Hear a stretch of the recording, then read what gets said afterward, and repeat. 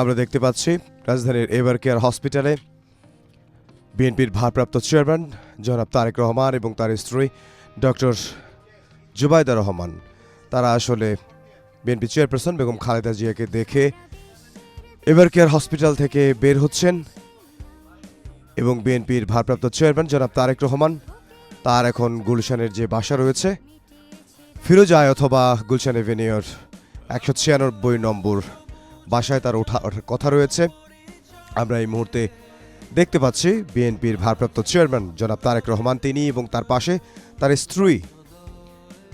তারা আসলে ever care hospital থেকে বের হচ্ছেন এবং এভার কেয়ার হসপিটাল থেকে বের হয়ে গুলশান অ্যাভিনিউর 196 নম্বর বাসায় তার ওঠার কথা রয়েছে অথবা ফিরোজায় তিনি উঠবেন, আমরা এখনও নিশ্চিত নই। বিএনপি চেয়ারপারসন বেগম খালেদা জিয়া দীর্ঘ 1 মাসেরও বেশি সময় ধরে তিনি চিকিৎসাধীন রয়েছেন রাজধানীর এভার কেয়ার হসপিটালে এবং আমরা এভার কেয়ার হসপিটালের সামনে সেখানেও দেখতে পাচ্ছি নেতাকর্মীদের ভিড় এবং তিনি যেই বাসে করে এসেছেন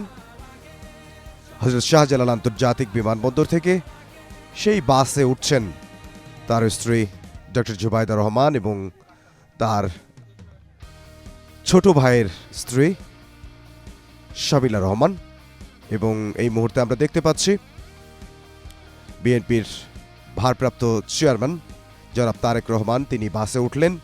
এবং তারপরে তার মেয়ে ব্যারিস্টার জায়মা রহমান তিনিও বাসে উঠলেন, যেই বাসে করে তিনি আসলে হযরত শাহজালাল আন্তর্জাতিক বিমানবন্দর থেকে তাকে যে সংবর্ধনা দেওয়া হয় তার এই ঐতিহাসিক স্বদেশ প্রত্যাবর্তন উপলক্ষে সেই অস্থায়ী যে মঞ্চ করা হয়েছিল সেই মঞ্চে তিনি নেতাকর্মীদের উদ্দেশ্যে সাধারণ মানুষের উদ্দেশ্যে তিনি ভাষণ দিয়েছিলেন। সেই ভাষণ দেওয়ার পর তিনি বিএনপি চেয়ারপারসন বেগম খালেদা জিয়াকে দেখতে রাজধানীর এভার কেয়ার হসপিটালে তিনি আসলেন এবং তিনি তার মাকে দেখলেন। দীর্ঘ 17 বছরের বেশি সময় পর তিনি বাংলাদেশের মাটিতে পা রাখলেন এবং বাংলাদেশের মাটিতে বিএনপি চেয়ারপারসন বেগম খালেদা জিয়া এবং বিএনপির ভারপ্রাপ্ত চেয়ারম্যান জনাব তারেক রহমান তাদের দুজনের সাক্ষাৎ হলো এবং এই বাসে করে তিনি এখন গুলশানে যে বাসায় তিনি থাকবেন, যে বাসায় তিনি উঠবেন সপরিবারে, সেই বাসার উদ্দেশ্যে